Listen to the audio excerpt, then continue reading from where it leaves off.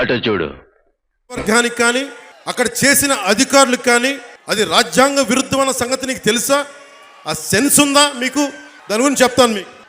మీరు అన్నవరంలో పురోహితులు వేలం పాట పెడితే ఏం అట్రాక్ట్ చేస్తున్న ప్రశ్న వస్తున్నాయి తెలుసా? Does government have constitutional right to handle religious aspects? Would they do the same for other religions? Why only to Hindu dharma? Is there any ulterior motive? ఏంటి బాబా అన్న ఇంకోసారి Does government have constitutional right to handle religious aspects? Would they do the same for other religions? Why only to Hindu dharma? Is there any ulterior motive? ముస్లింలకి ఇస్లాం సమాజానికి ఈ action Hindu ధర్మానికి నువ్వు ఎందుకు వేస్తున్నావు? హిందూ ధర్మం అంటే పట్టించుకొని ధర్మం అయిపోయిందా? మీకు తమాషాలుగా ఉందా? మీకు ఎవరి ఇష్టానికి మీరు హిందూ ధర్మాన్ని ఆడుకుంటా ఉంటే చూస్తూ కూరుకోవాలా? ఇదే నువ్వు చర్చలకి చేయగలవా? ఇదే నువ్వు చర్చలకి చేయగలవా? భారత రాజ్యాంగం ఏం చెప్తుంది?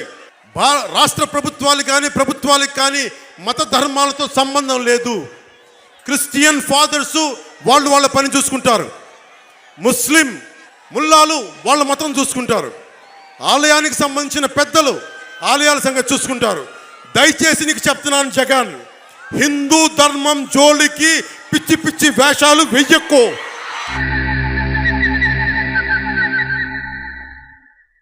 అటు చూడు బే. చెప్పారు.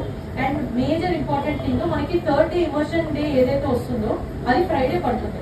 సో మనం ముస్లిమ్స్ బ్రదర్స్ నుంచి వీళ్ళ నుంచి మనకు వచ్చిన రిక్వెస్ట్ ఏంటంటే, వాళ్ళు మాస్క్ నమాజ్ టైంలోని మనందరం లౌడ్ స్పీకర్స్ కొంచెం తగ్గించుకుంటే ఆపితే బాగుంటుంది అని వాళ్ళ ఫీలింగ్.